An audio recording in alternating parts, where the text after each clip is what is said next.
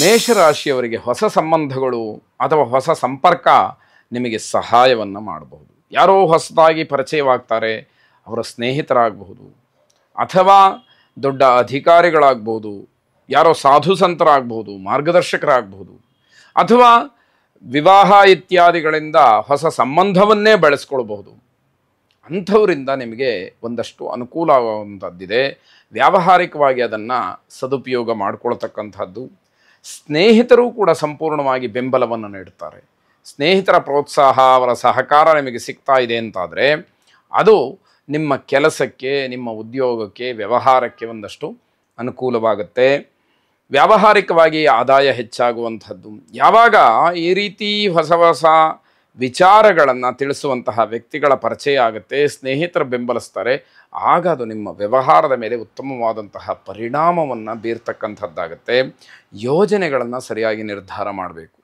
ಯಾವ ರೀತಿಯಲ್ಲಿ ನಾನು ಪ್ಲಾನ್ ಮಾಡಿಕೊಂಡ್ರೆ ಏನನ್ನ ಗೆಲ್ಲಲಿಕ್ಕೆ ಸಾಧ್ಯ ಆಗತ್ತೆ ಅನ್ನುವಂಥದ್ದು ನಿಮಗೆ ಪೂರ್ಣವಾಗಿ ಗೊತ್ತಾಗಬೇಕು. ಶ್ರಮಕ್ಕೆ ತಕ್ಕ ಪ್ರತಿಫಲ ಇರತಕ್ಕಂಥದ್ದು. ನೀವೆಷ್ಟು ಕಷ್ಟಪಡ್ತೀರೋ ಅಷ್ಟು ನಿಮಗೆ ಪ್ರತಿಫಲ ಇದೆ. ಆದ್ದರಿಂದ ನಿಮ್ಮ ಶ್ರಮ ಎಲ್ಲೂ ಕೂಡ ವ್ಯರ್ಥ ಆಗೋದಿಲ್ಲ ಅನ್ನುವಂಥದ್ದು ಗೊತ್ತಾಗಲಿ. ಮಕ್ಕಳ ವಿದ್ಯಾಭ್ಯಾಸದಲ್ಲಿ ಉತ್ತಮವಾದಂತಹ ಒಂದು ಮಾರ್ಗ ಲಭ್ಯವಾಗುತ್ತೆ. ಮಕ್ಕಳು ಹೆಚ್ಚಿನ ಅಧ್ಯಯನ ಮಾಡಲಿಕ್ಕೆ ಅವಕಾಶಗಳು ಆಗತ್ತೆ. ಕುಲದೇವತಾ ಪ್ರಾರ್ಥನೆಯನ್ನು ಮಾಡಿ ಶುಭವಾಗಿ. ವೃಷಭ ರಾಶಿ, ಮಕ್ಕಳ ವರ್ತನೆಯಿಂದ ನೀವು ಬಹಳ ತೃಪ್ತರಾಗ್ತೀರಿ.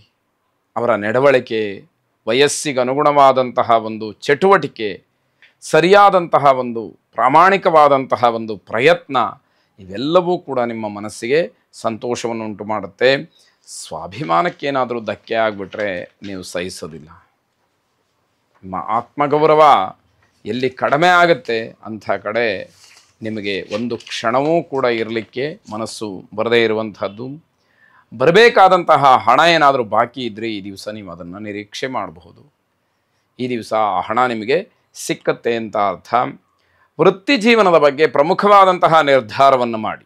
ಯಾಕೆ ಅಂತಂದರೆ ನೀವು ಮಾಡ್ತಾ ಇರ್ತಕ್ಕಂತಹ ವೃತ್ತಿಯನ್ನು ಹಾಗೇ ಮುಂದುವರಿಸ್ಬೇಕಾ, ಅದರ ಅವಶ್ಯಕತೆ ಇದೆಯಾ, ಆ ವೃತ್ತಿಯಿಂದ ಬರ್ತಕ್ಕಂತಹ ಆದಾಯಕ್ಕೆ ಅಷ್ಟೊಂದು ಶ್ರಮ ಪಡಬೇಕಾ, ಇವೆಲ್ಲವನ್ನು ಆಲೋಚನೆ ಮಾಡಿ ಸರಿಯಾದಂತಹ ತೀರ್ಮಾನವನ್ನು ಕೈಗೊಂಡ್ರೆ ನಿಮ್ಮ ಆರೋಗ್ಯದ ದೃಷ್ಟಿಯಿಂದ ಅದು ಬಹಳ ಸಹಾಯಕವಾಗತ್ತೆ ಅನ್ನುವಂಥದ್ದು ಅರ್ಥ. ಆನಂದದಿಂದ ಕೆಲಸ ಮಾಡೋದಕ್ಕೆ ಸಾಧ್ಯ ಆಗೋದಿಲ್ಲ. ಯಾಕೆ ಅಂತಂದರೆ ಮಾನಸಿಕವಾದಂತಹ ಒತ್ತಡ, ಜೊತೆಗೆ ಶಾರೀರಿಕವಾದಂತಹ ಹಿಂಸೆ, ಸಾಂಸಾರಿಕವಾದಂತಹ ಕೆಲವು ಸಂದರ್ಭಗಳು, ಇವೆಲ್ಲವೂ ಕೂಡ ನಿಮಗೆ ಸಂತೋಷದಿಂದ ಕೆಲಸವನ್ನು ಪರಿಪೂರ್ಣವಾಗಿ ನಾನು ಅದನ್ನು ಮಾಡ್ತೀನಿ ಅಂತ ಹೇಳುವಷ್ಟು ಧೈರ್ಯ ಇರುವುದಿಲ್ಲ. ಮೃತ್ಯುಂಜಯನನ್ನು ವಿಶೇಷವಾಗಿ ಪ್ರಾರ್ಥನೆ ಮಾಡಿ ಶುಭವಾಗಿ.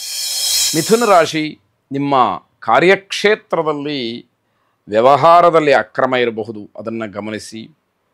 ಯಾವಾಗ ನೀವು ಅದನ್ನು ಗಮನಿಸೋದಿಲ್ಲ, ಅದನ್ನು ತಾತ್ಸಾರ ಮಾಡ್ತೀರಿ, ಧೋರಣೆ ಮಾಡ್ತೀರಿ, ನಿಮ್ಮ ಮೇಲೂ ಆ ಆಪಾದನೆ ಬರಲಿಕ್ಕೆ ಸಾಧ್ಯತೆ ಹೆಚ್ಚಾಗಿರುತ್ತೆ.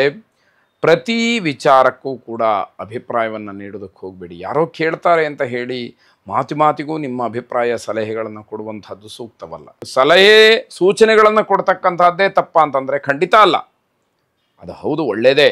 ಆದರೆ ಪ್ರತಿಯೊಂದು ಮಾತಿಗೂ ಕೂಡ ನನ್ನ ಅಭಿಪ್ರಾಯವನ್ನು ಹೇಳ್ತೀನಿ ಅನ್ನುವಂಥದ್ದು ಇದೆಯಲ್ಲ, ಅದು ಒಳ್ಳೆಯದಲ್ಲ ಅಂತ ಅರ್ಥ. ಅತಿಥಿಗಳ ಆಗಮನ ನಿಮಗೆ ಸಂತೋಷವನ್ನು ಉಂಟು ಮಾಡುತ್ತೆ. ಆತುರವಾದಂತಹ ಕೆಲಸಗಳಿಂದ ತೊಂದರೆಯಾಗತ್ತೆ.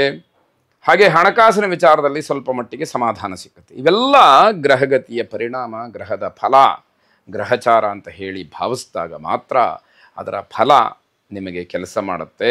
ಶಕ್ತಿ ದೇವತಾ ಪ್ರಾರ್ಥನೆಯನ್ನು ಮಾಡಿ ಶುಭವಾಗಿ. ಕರ್ಕಾಟಕ ರಾಶಿ, ಮನೆಯ ವಾತಾವರಣದಿಂದ ಮಾನಸಿಕವಾದಂತಹ ಬೇಸರ.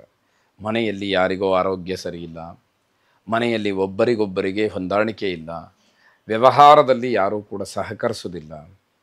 ಮನೆಯ ಬಗ್ಗೆ ಏನಾದರೂ ಮಾತುಗಳು ಬಂತು ಅಂತಂದರೆ ಎಷ್ಟು ಅವಮಾನ ಆಗ್ತಾ ಇದ್ರೂ ಕೂಡ ಯಾರೂ ತಲೆ ಕೆಡಿಸ್ಕೊಳ್ಳೋದಿಲ್ಲ.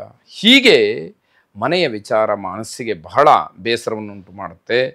ಮುಖ್ಯವಾದಂತಹ ಕೆಲಸಕ್ಕೋಸ್ಕರವಾಗಿ ಪ್ರಯಾಣವನ್ನು ಮಾಡ್ತೀರಿ. ಆ ಪ್ರಯಾಣ ನಿಮಗೆ ಅಷ್ಟೊಂದು ಸಮಾಧಾನಕರವಾಗಿ ಇರುವುದಿಲ್ಲ. ಆದರೆ ವ್ಯವಹಾರದ ದೃಷ್ಟಿಯಿಂದ ಮುಖ್ಯವಾದಂತಹ ಕೆಲಸದಿಂದ ಪ್ರಯಾಣ ಮಾಡಲೇಬೇಕಾದಂತಹ ಅನಿವಾರ್ಯತೆ ನಿಮಗೆ ಇರುತ್ತೆ. ಸ್ವಲ್ಪ ಆರೋಗ್ಯದಲ್ಲೂ ಕೂಡ ಸಣ್ಣ ಪುಟ್ಟ ವ್ಯತ್ಯಾಸಗಳಾಗುತ್ತೆ. ಆರೋಗ್ಯ ಸಮಸ್ಯೆ ನಿಮ್ಮನ್ನು ಕಾಡುತ್ತೆ ಅಂತ ಹೇಳಬೇಕು.